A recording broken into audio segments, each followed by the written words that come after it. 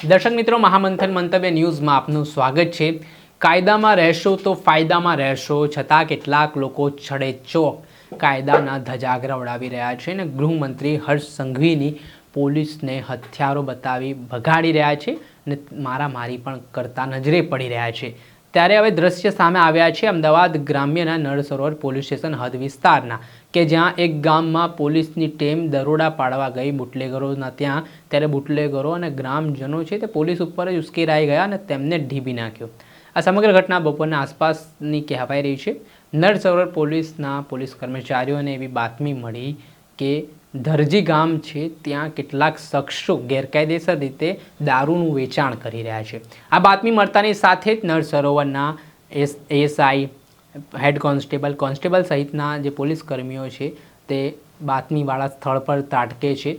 ત્યારે કેટલાક શખ્સો છે તે પોલીસ સાથે ઝઘડો કરવા લાગે છે, બોલાચાલી થાય છે, જોતજોતામાં લોકોના ટોળા ભેગા થવા લાગે છે। આટલામાં કેટલાક ઉશ્કેરાયેલા શખ્સો છે તે પોલીસ કર્મચારીઓ સાથે ઝપાઝપી કરવા લાગે છે। વાત એટલી હદે મારામારી સુધી પહોંચી જાય છે। કાયદો અને વ્યવસ્થાની સ્થિતિ કથળવાની શરૂઆત થાય છે। આમાં વિડીયોમાં કેટલાક મહિલાઓનો પણ સમાવેશ થાય છે। આ ઘટનામાં જે પોલીસને માર મારવામાં આવ્યો છે તે મામલે પોલીસ ત્યાંથી તે બાદ પોલીસ પણ હરકતમાં આવી છે। આ ઘટનાની જાણ પોલીસના ઉચ્ચ અધિકારીઓને થતાં પોલીસના ઉચ્ચ અધિકારીઓની ટીમ છે તે તાબડતોબ આ ધરજી ગામ જ્યાં હુમલો થયો છે પોલીસ પર ત્યાં પહોંચી હતી। ત્યારબાદ આ ટોળા દ્વારા જે હુમલો કરવામાં આવ્યો છે તે ઘટનાનો વિડીયો સામે આવ્યો છે અને આ વિડીયોના આધારે હવે આરોપીઓની ઓળખ કરવાની શરૂઆત પોલીસે હાથ ધરી છે।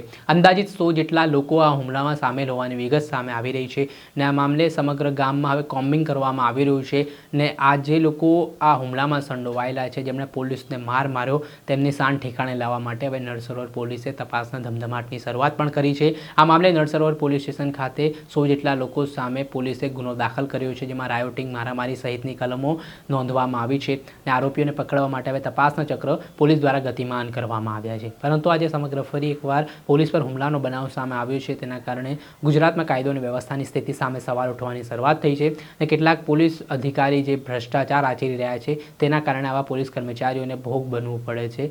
તેમના રહેમ રાહે જે દારૂના બેફામ અડ્ડાઓ ચાલે છે, ત્યારે કેટલાક બુટલેગરો એટલા હિંમતવાન થઈ જાય છે કે તે પોલીસ ઉપર પણ હુમલો કરવામાં ખચકાવતા નથી। ત્યારે વધુ એક ઉત્તમ ઉદાહરણ આ સામે આવ્યું છે। ત્યારે જોવાનું રહ્યું કે આવા હુમલાખોરો સામે પોલીસ કઈ રીતના પગલાં આગામી દિવસોમાં ભરે છે। દર્શક મિત્રો, આવા જ નવા વિડીયો સાથે આપને માહિતગાર કરતા રહીશું, એટલે મહામંથન મંતવ્ય ન્યૂઝ જોતા રહો।